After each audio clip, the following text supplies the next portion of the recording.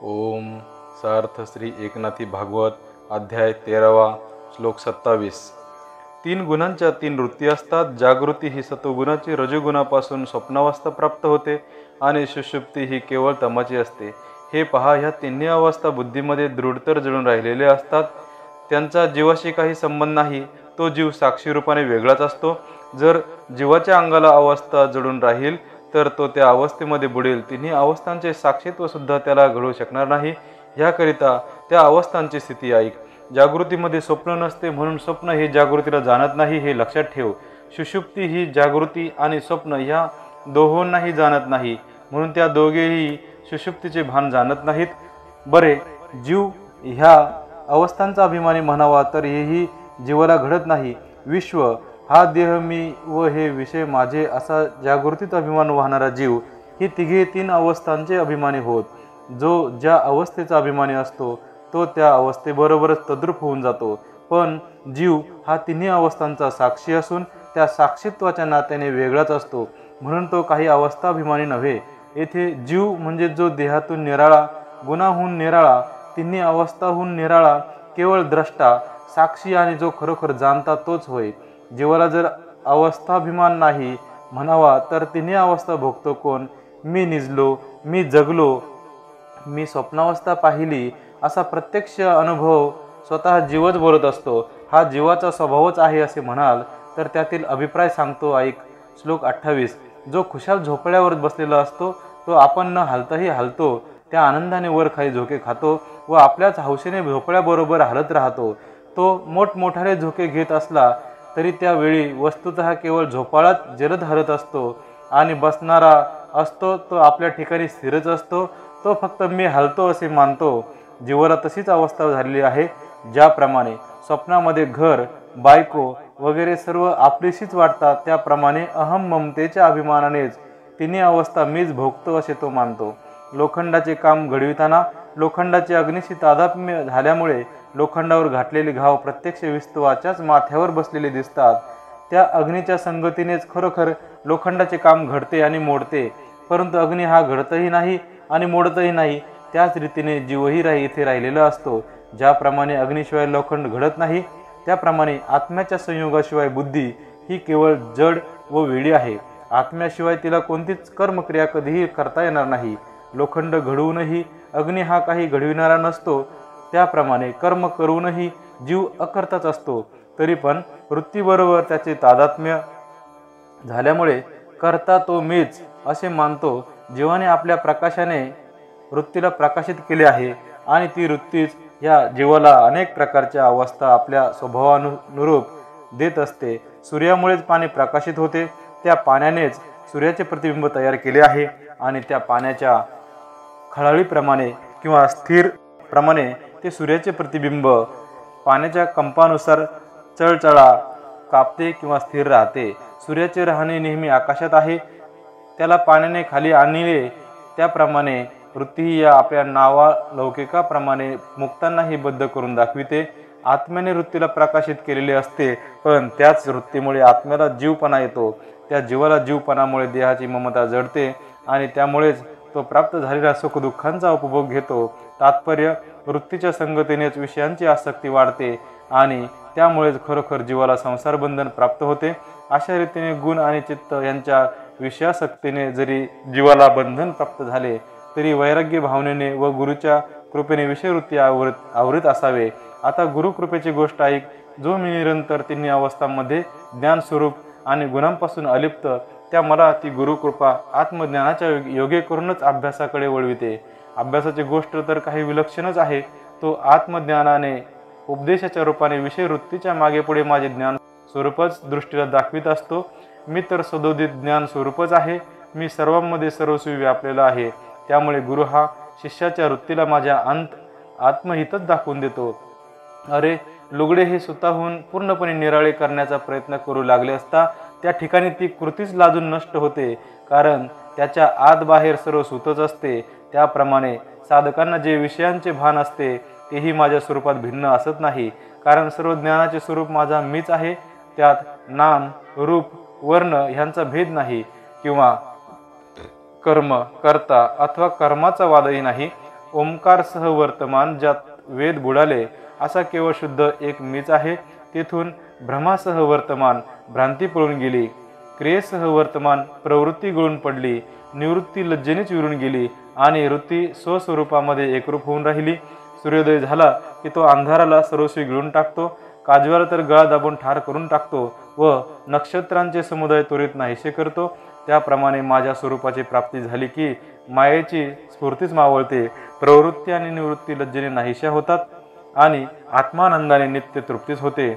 अशी माया स्वरूपाची गोडी जेव्हा साधकांना पूर्णपणे लागून राहते तेव्हा चित्तही विषयांना सोडते आणि विषयही चित्ताला सोडतो।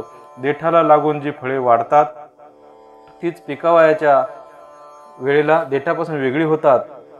देठही ती फळे धरीत नाही।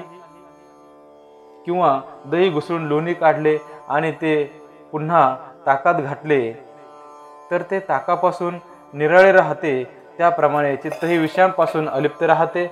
माझे स्वरूप प्राप्त झाले असता दैव बलात्काराने त्याला विषयोभोग देऊ लागले तरी त्याच्या चित्ताला विषय वासना उत्पन्न होत नाही, कारण ते स्वभावतःच अलिप्त असते। अशा प्रकारे माझा योग साधला असता आपोआपच उत्तम रीतीने चित्त आणि विषय यांचा वियोग होतो। ह्याचा सुलभ उपाय सांगतो। आता पहा, यात सुद्धा कदाचित तुम्ही शंका घ्याल की स्वरूप हे सर्वत्र एकत्र भरलेले असून शुद्ध आहे, तेथे बाह्य आणि बाधक कशाचे? अर्थात त्यावेळी साधक साधतात तरी काय, पण अशा संधीतही अहंता हीच बंधनाला कारण होते। त्याचे लक्षण मी सांगतो, नीट लक्ष देऊन ऐक। श्लोक 29, जेथे एक क्षणभर वस्ती होते त्या ठिकाणाचा सुद्धा मनुष्याला अभिमान चढतो। इतके अभिमानाचे व्यसन असते हे त्याचे कौतुक प्रत्यक्षच पहा म्हणजे झाले। यत्किंचित अहंकार उत्पन्न झाला तरी देखील बुद्धी पवित्र मनुष्याला ही मायाग्रस्त करून सोडते। तो अहंकार देहाच्या संगतीने प्रबळ झाला की तत्काळ काहीतरी विरुद्ध परिणाम करतो। अहंकार खवळला असता तो आनंदाला लोपवून टाकितो, त्यामुळे परमात्म स्फूर्तीचे स्फुरण नाहीसे होते आणि तो अभिमान देहाचा मीपणा मात्र वाढवितो। ज्याप्रमाणे कासवीची पिले असतात त्यांना आईच्या नयनामृताने तृप्ती होत असते, पण आईपासून त्या मुलाची चुकामुक झाली आणि मग त्याला भूक लागली म्हणजे ते चिखलच खाऊ लागते। त्याप्रमाणे आनंदाचा विकास थांबला की जीवाची विषयासक्ती वाढते आणि ते स्त्री विषयक वासनेच्या अधीन होतात। त्यांच्या चित्तामध्ये नेहमीच विषयांची चिंता राहते। असा मनुष्य आपणच परिपूर्ण आहोत हे विसरतो आणि द्रव्यासाठी अतिशय लाचार होतो। मर्यादित देहाकार तो मी असा दृढ देहाभिमान त्याला होऊन बसतो। त्यामुळे कर्माकर्मांचे आघात बसून अनेक प्रकारच्या नरक यातना होतात आणि जन्ममरणादिकांच्या भोवऱ्यात सापडून त्या महान दुःखाने तो व्याकुळ होतो। त्या दुःख यातना भोगताना ज्याच्या मनाला त्रास उत्पन्न होतो व संसाराची वेदना ज्याला सोसवत नाही त्याने देहाभिमानाला सोडून द्यावे, परंतु हा देहाभिमान सोडवायला गेले तरी सुटत नाही, हेच मोठे संकट उत्पन्न होते। म्हणूनच साधकांना साधनाचे संकट सोसणे भाग पडते, परंतु जे जे साधन करावे त्या साधनात साधनाभिमान उत्पन्न होतो। ज्याप्रमाणे लुटारूंचे धावणे आले म्हणजे ते सर्वस्व लुबाडून नेतात, त्याप्रमाणे साधनात अहंकार हा विघ्नरूप होतो। आता साधकांचे साधन ऐक, ते असे की वेदोक्त स्वधर्माचरण करावे, पूर्ण वैराग्य साधावे आणि अत्यंत प्रेमाने माझे भजन करावे। देहाभिमान तत्काळ जाण्यासाठी माझे अखंड नामस्मरण करीत राहावे। गायन नृत्य यांनी युक्त असे हरीचे कीर्तन करावे आणि सर्व प्राणीमात्रांच्या ठिकाणी समान मतस्वरूप भावना ठेवावी। सर्व भूते मतस्वरूपच आहेत अशा भावनेने सदा सर्वदा पाहत असले म्हणजे ज्ञानस्वरूप व सर्वव्यापी असा जो मी त्या माझ्यामध्ये चित्त प्रवेश करीते। मी निरंतर तिन्ही अवस्थांमध्ये राहतो, तिन्ही अवस्थांना मी प्रकाशित करीतो, पण तिन्ही अवस्थाहूनही जो निराळा तोच मी खरोखर ज्ञानस्वरूप आहे। तीन गुणांच्याही पलीकडचा चौथेपणाशिवाय चौथा तो मी खरोखर ज्ञानस्वरूप आहे। त्या माझ्यामध्ये जो आपले चित्त ठेवतो त्याने चित्त ठेवले असता जीव हा मतस्वरूपच होतो आणि संसारासंबंधी चिंता नाहीशी होऊन विषयावस्था बुडूनच जाते। त्यावेळी चित्त, चिंता आणि चिंतन, विषय वासना व अभिमान या सर्वांचा नाश होऊन स्वानंदघन असा मी स्वतः प्रगट होतो। द्वैताची भेदभावना तुटली नसताच जो स्वतःला ज्ञानी असे म्हणवितो आणि व्यर्थ ज्ञानाचा अभिमान बाळगतो तोही अज्ञानीच होय। कसे ते ऐका।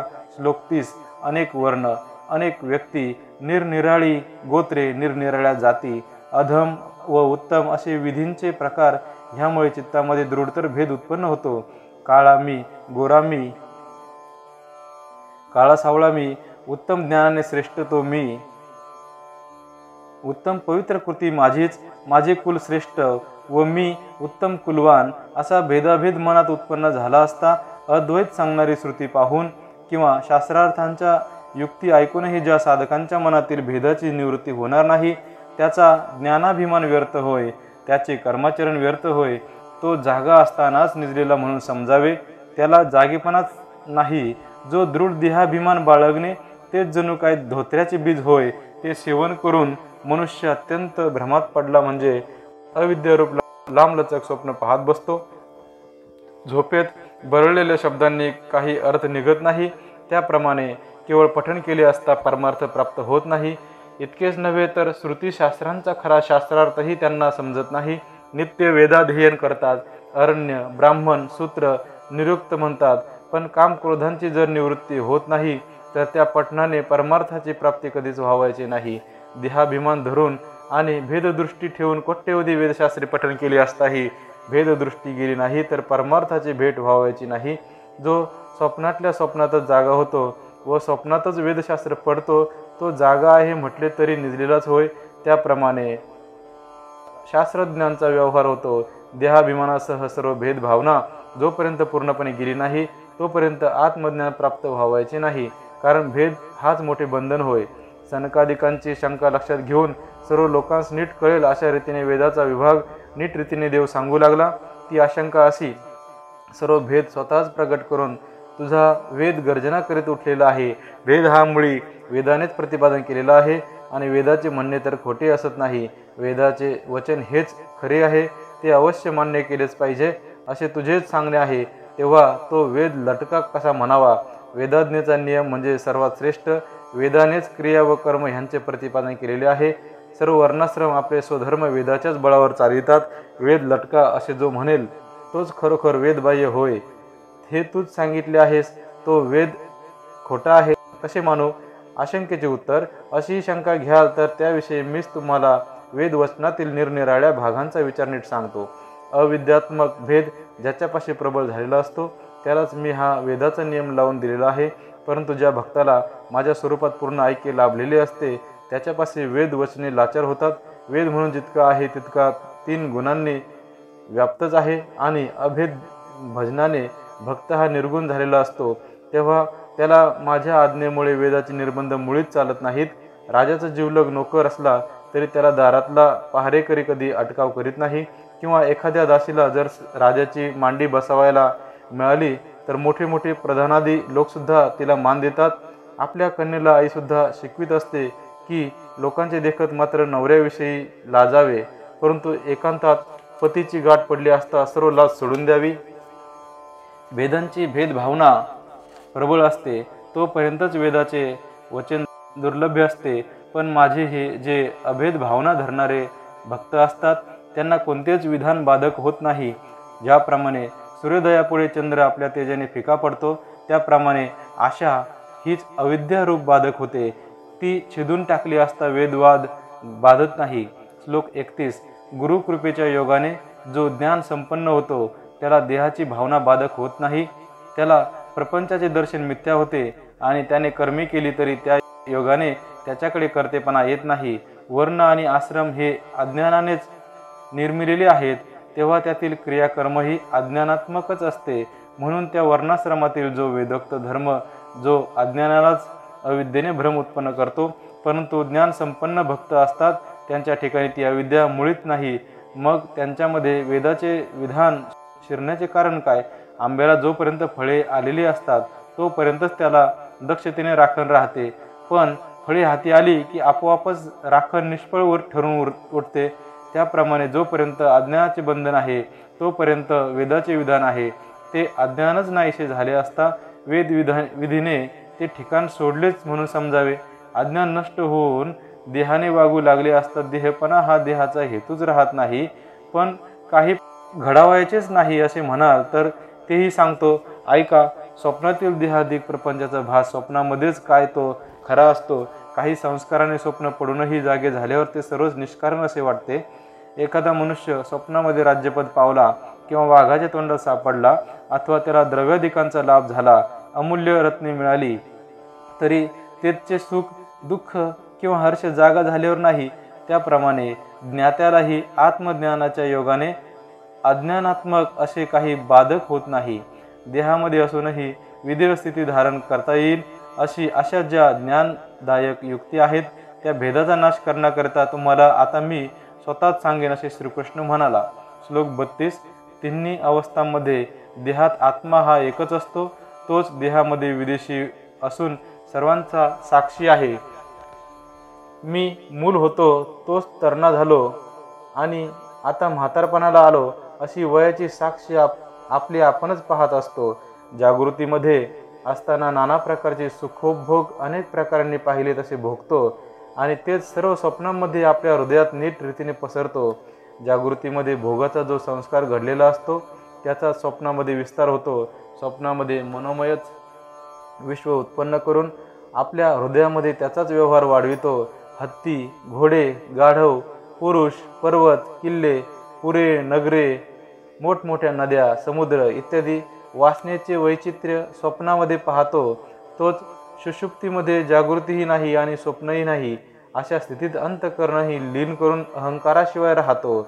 विश्वाभिमानी असतो तो आपला देह तोच मी व हे विषय माझे अशा वृत्तीचा असतो. त्या वृत्तीने तो जागृतीमध्ये नेहमी पाहत असतो. तैजस अभिमानी असतो तो अज्ञान वृत्तीचा असतो, म्हणून तो स्वप्नस्थिती पाहत असतो. प्राज्ञ अभिमानी मूळ वृत्तीचा असतो, म्हणून तो सुषुप्ती अवस्था पाहतो. आता एकच आत्मा ह्या तिन्ही अवस्थात राहणे खरोखर घडणार नाही असे म्हणाल आणि तिन्ही अवस्था पाहणारे तिन्ही अभिमानी भिन्न भिन्न असतील असे म्हणाल, तर एकच आत्मा सरते शेवटी दृष्टेपणाने उरतो. तो कसा ते ऐका. पहिला जो मी जागणारा, त्या मी स्वप्नावस्था पाहिली आणि तोच मी सुखाने निजलेलो होतो. ह्यावरून ह्या तिन्ही अवस्था मी स्वतः जाणतो. ज्याने जी अवस्था पाहिलीच नाही तो ती अवस्था सांगू शकेल काय? ह्यावरून तिन्ही अवस्थांमध्ये आत्मा हा एकसारखाच भरलेला आहे. जागृतीमध्ये इंद्रियांना पाहण्याचे सामर्थ्य असते, स्वप्नामध्ये तर मन पाहणारे असते आणि सुषुप्तीमध्ये पूर्णपणे मूळ अज्ञानच असते. तेथे आत्म्याला देखणे पण कशाचे? ब्राह्मण हो, याही शंकेचे उत्तर सावधान चित्ताने ऐका. मन आणि इंद्रिये ही जडच आहेत, त्यांना पाहण्याचे सामर्थ्य ते कशाचे? जो मनाचा चालक, जो इंद्रियांचा प्रशासक, जो सुषुप्तीचा द्योतक, तो साक्षीत्वाने असणारा एक आत्माच होय. आता सुषुप्तीमध्ये आत्मा मुळीच नाही असे म्हणाल तर ते बोलणे मुळीच शोभत नाही. कारण मी मोठ्या आनंदात निजलो होतो ही जाणीव कोणाच्या ठिकाणी होते? तर प्रकृती कार्याहून निराळा, देहादी अवस्थांना प्रकाशित करणारा आणि गुण व इंद्रिये ह्यांचे नियमन करणारा तोच खरोखर आत्मा होय. इंद्रिये आत्मा नव्हेत हा नियमच आहे, कारण त्याचे कर्म नेहमी एकदेशी असते आणि आत्मा तर सर्व करता सर्वोत्तम असून सदा सर्वदा कर्मे करून निष्कर्म आहे. मन हा काही आत्मा नव्हे, त्यातील वर्म ऐक. संकल्प आणि विकल्प हे मनाचे कर्म आहे आणि आत्मा हा निर्विकल्प निरुपम असा असून जगाच्या विश्रांतीचे स्थान आहे. जो सुषुप्ती भोगाचा साक्षी त्रिभुवनात पाहणे हेच ज्याचे स्वरूप आहे, असा जो एक अद्वितीय आत्मा तो मीच हे निश्चयपूर्वक लक्षात ठेव. अशा युक्तीच्या कौशल्याने जो एक परमात्मा साध्य करावा तोच साधकाच्या उपयोगाला येतो आणि त्याच्या सामर्थ्याने योगही सिद्धीला जातो. श्लोक 33. ह्या ज्या युक्त्या तुम्हाला मी सांगितल्या आणि ज्या श्रुतीशास्त्रांना संमत अशाच आहेत, त्यांचा विचार करून परमार्थाच्या मार्गात संसाराचे कोडे सोडवावे. संसाराच्या बंधनाला कारण गुण आहेत, त्या गुणांच्या अवस्थेनेच मन व्यापलेले आहे. जिला माझेच आच्छादन केलेले आहे अशी जी माया तीच मूळ कारण आहे. ज्याप्रमाणे डोळ्यातील पाणी गोठून त्याचाच पडदा होऊन राहतो आणि तो डोळ्यालाच झाकून टाकतो, त्याप्रमाणे माझी माया माझ्यामुळेच प्रबळ झालेली आहे व मलाच तिने लागलेच झाकून टाकले. किंवा पौर्णिमेचा अत्यंत निर्मल असा पूर्णचंद्र उगवला म्हणजे त्यावर पृथ्वीची पडछाया पडते व त्यामुळे चंद्रबिंबावर काळा डाग पडला आहे असे सर्व लोकांस दिसू लागते. पृथ्वी आणि चंद्र ह्यांच्यामधील अंतराचा विचार केला तर ते फारच मोठे आहे. अर्थात चंद्राला पडलेला डाग खोटा, पण लोक तोच खरा मानतात. अशा प्रकारेच माया ही माझ्या ठिकाणी आहे. तिने मला स्पर्शसुद्धा केलेला नाही, तरी लोक मिथ्याभासानेच तिच्या ठिकाणी भुलून पडतात। त्यामुळे मिथ्या असलेली गुणांची अवस्था ते कर्तृत्वाने आपल्याच माथ्यावर घेतात, जेणेकरून विषय भोगाची अवस्था वासनायुक्त होऊन वाढतात।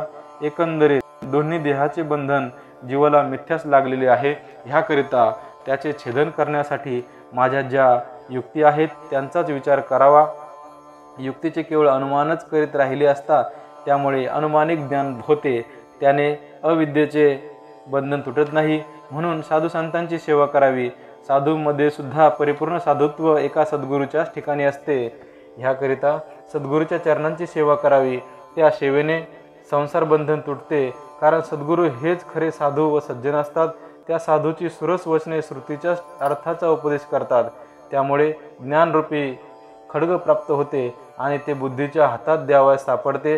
तेच शस्त्र मग वैराग्य आणि नैराश्य रूप सहानेवर पाजळून लखलखित करावे आणि त्याला धैर्याची खंबीर मूठ घालून अंतःकरणात निसंशय सावधपणाने घट्ट धरावे। त्या शस्त्राचा आणि आपला अगदी एक जीव करावा आणि बरोबर नेम साधून देहाभिमानाला छाटून टाकावे।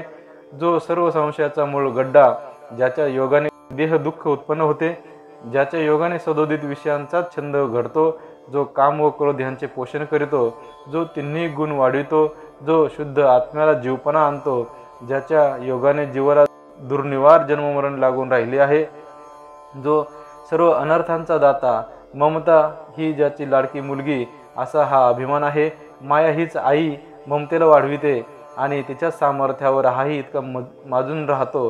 ह्याकरिता शूराने रणांगणात हे लखलखित धार लावलेले शस्त्र घेऊन धैर्याने नीट उभे राहून अशा जोराने त्याच्यावर घाव घालावा की एकाच तडाख्याबरोबर माया, ममता आणि अभिमान ह्या तिघांचेही एकदम तुकडे तुकडे होतील, इतक्या जोराने त्याचे छेदन व्हावे। भोग्य, भोग आणि भोक्ता, कर्म, कार्य आणि कर्ता, ध्येय, ध्यान आणि ध्याता ही सर्व त्रिपुटीच खरोखर छाटून टाकावी। मी आहे, मी कोण किंवा ब्रह्म ते मीच असा हा आत्मीयतेचा अहंभाव सुद्धा छेदून टाकल्यामुळे साधकांनी माझ्या पदाजवळ स्थान प्राप्त होते। अशा रीतीने ते स्वतः ब्रह्मस्वरूप होऊन राहतात। आता तुम्ही असे म्हणाल की आपण हा जो प्रकार सांगता तो केवळ शब्द ज्ञानाचा व्यवहार आहे, बोलण्याचा पाहिजे तेवढा कडकडाट केला म्हणून अहंकाराला कसे मारता येईल? जर केवळ शब्दानेच अभिमान नाश पावता तर हे मोठमोठे विद्वान अभिमानात का बुडून जाते? अभिमान जर समोरासमोर आलेला दिसला असता तर तात्काळ त्याच्या अंगावर धावत जाऊन त्याला छेदून टाकता आले असते, पण तो तर सर्वस्वी अतर्की आहे, तेव्हा शब्दाने अभिमान नाहीसा व्हावायचा नाही। तसेच आत्मानुभवाचा जो साक्षात्कार घडतो तोही काही शब्दांचा खेळ नव्हे। तर अशा शंकेचा विचार ऐक, त्याचे समाधान सांगतो। जो सदोदित सावध राहून अनन्य भावाने माझे भजन करतो किंवा माझ्याच भावनेने जो सद्गुरूच्या पवित्र चरणांची सेवा करीतो, मी आणि सद्गुरुमूर्ती ह्यांच्या स्वरूपामध्ये कल्पांतीसुद्धा भेद नाही अशा अभेद भावाने जे माझे भजन करतात त्यांना सहज ज्ञान प्राप्त होते। ते स्वभावतःच माझ्या भजनात मग्न असल्यामुळे त्यांना ज्ञानरूप खड्ग्याची प्राप्ती होते।